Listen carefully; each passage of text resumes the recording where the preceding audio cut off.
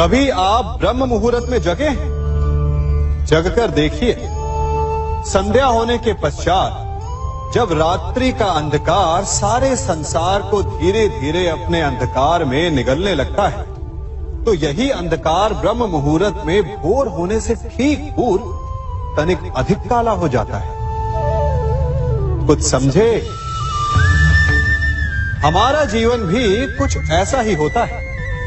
जब हमारे जीवन की समस्याएं अपने अंत पर होती है, तो यही समस्याएं एक भीषण रूप लेकर हमारे समक्ष प्रस्तुत हो जाती है और ऐसे परिस्थिति में अधिकतर लोग हार मान जाते हैं, भय खा जाते हैं। परंतु यदि आप हार न माने, भय न खाएं, दृढ़ रहें, निरंतर आगे बढ़ते रहें, तो प्रकाश के रूप में हमारा स्वागत करने के लिए सूर्य उदय सदा हमारे समक्ष प्रस्तुत रहेगा। आपने बरगद के वृक्ष को देखा है? जितना विशाल उतना दृढ़। पतझड़ में वो सूख जाते हैं, परंतु दुर्बल नहीं होते, टूटकर गिरते नहीं। और उसके विपरीत दलदल में उपजे वृक्षों को देखिए, वो दिखने में तो बड़े होते हैं, पतझड़ आए या शीत सदा हरे भरे होते हैं, परंतु इतने दुर्बल होते हैं कि जलधारा के हल्के से वेग से वो गिर जाते हैं। परंतु ऐसा क्यों होता है? कारण है जड़ें। जिसकी जड़ें दृढ़ भूमि में है, वो हर चक्रवात, हर ऋतुओं को सह लेता है, और जिसकी जड़ें दलदल में है, वो स्वयं की जड़ों को दुर्बल बना लेता है। कुछ ऐसा ही मनुष्य भी होता है, जो अधर्म, कुकर्म और असत्य की धरा पर उपजा है। वो समय की एक मार भी नहीं सह पाता, और जो मनुष्य सत्य, धर्म की धरा पर उपजा है, वो हर समस्या से अविचलित हो जाता है। अब आप पर निर्भर करता है कि आप क्या बनना चाहते हैं। हमारे जीवन में मित्र और शत्रु बड़ा महत्व रखते हैं। यदि गंभीरता से सोचा जाए तो ऐसा कोई क्षण नहीं जब हम अपने मित्रों के बारे में ना सोचते हो या फिर अपने शत्रुओं के बारे में। हमारा हर कार्य या तो हमारे मित्रों के हित के लिए होता है या फिर हमारे शत्रुओं के अहित के लिए। हम हर स्थान या तो अपने मित्रों के साथ होते हैं या फिर अपने शत्रुओं के साथ। कोई नहीं चाहता कि उनका शत्रु प्रसन्न रहे। हर कोई अपने शत्रु को नष्ट कर देना चाहता है, और ऐसा करने के लिए वो हर संभव प्रयास करता है। उसे आर्थिक, मानसिक और शारीरिक हानि पहुंचाने का प्रयास करता है। परंतु यदि मैं आज आपको ऐसा मंत्र सिखाऊं जिससे आप अपने शत्रु को सदा के लिए नष्ट कर दे तो, और वो मंत्र है मित्र बनाना। अपने सभी शत्रुओं को अपना मित्र बना लीजिए और आपके सारे शत्रु स्वतः ही समाप्त हो जाएंगे। मैं क्या कर रहा हूं?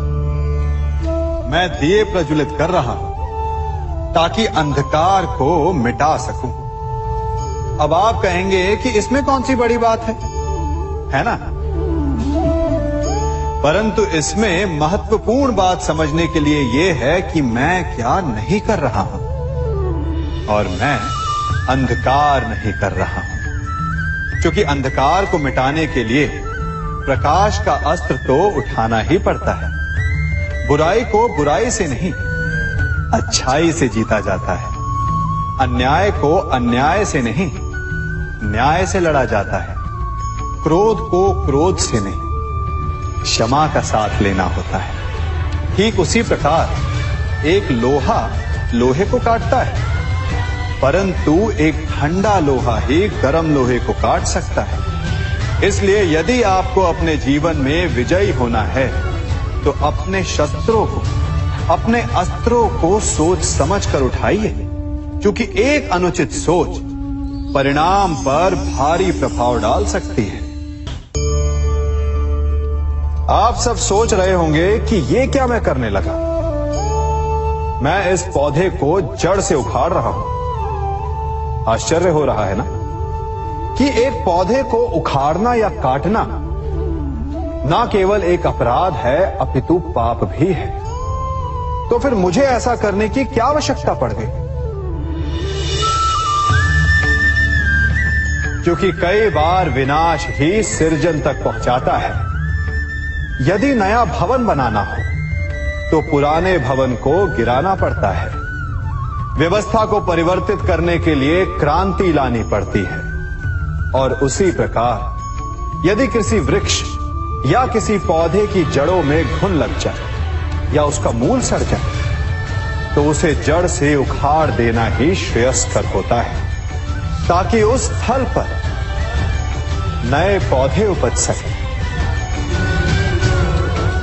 युद्ध करना पर्याय नहीं, परंतु कभी कभी शांति के लिए युद्ध करना आवश्यक हो जाता है। संसार में सबसे श्रेष्ठ क्या है? फूल या कांटे, प्रेम या घृणा, संपन्नता या दरिद्रता, मित्र या शत्रु? बताइए। अब आप भी कहेंगे कि भला ये कोई पूछने की बात हुई? अवश्य, फूल, प्रेम, संपन्नता और मित्र ही श्रेष्ठ है। परंतु क्या आपने अपने जीवन में कभी सोचा है कि हर एक भाव, हर एक वस्तु, हर एक घटना का एक गुण धर्म होता है? त्वचा पर जलन करने वाले फूलों से अधिक श्रेष्ठ वो कांटे हैं जिनसे आप अपने घर की बाढ़ बनाते हैं ताकि वन्य पशु आपके भीतर ना आ सके। वो प्रेम श्रेष्ठ नहीं जो आपको अंधा, लोभी, पक्षपाती बनाता। वो घृणा श्रेष्ठ है जो आपको नया मार्ग दिखाते। वो संपन्नता श्रेष्ठ नहीं जो आपको कृपण बनाते, मद्दांध बनाते। वो दरिद्रता श्रेष्ठ है जो आपको जीवन में परिश्रम करने की शिक्षा दे। कुविचार देने वाले, बुरा मार्ग दिखाने वाले मित्रों से अधिक श्रेष्ठ वो शत्रु होते हैं जो हमें जीवन का लक्ष्य दे दे। इसलिए अपने जीवन में हर वस्तु, हर भाव, हर घटना के गुण धर्म को पहचानिए और उसके पश्चात अपना चयन कीजिए। स्वर्ण। हम सभी को अपने जीवन में स्वर्ण से कभी ना कभी कुछ ना कुछ थोड़ा या अधिक मोह होता ही है ना? परंतु क्या आपने कभी सोचा कि स्वर्ण को प्राप्त कैसे किया जाता है? जब भूमिगत खदानों से स्वर्ण को निकाला जाता है तब वो एक पाषाण की भांति होता है। ऐसा पाषाण जिससे आप किसी को भी मार सकते हैं, परंतु उसे आभूषण के रूप में स्वयं के शरीर पर धारण नहीं कर सकते। यदि उसे आभूषण बनाना है तो उसे लंबी यात्राएं करनी होती है। उस पाषाण को पिघलना होता है। सुनार के हथौड़ी की अनेकों चोटें खानी पड़ती है। फिर काट छाट और उसके पश्चात जाकर वो ऐसा आभूषण बनता है जो हमें वर्षों तक, सदियों तक लुभाता रहता है।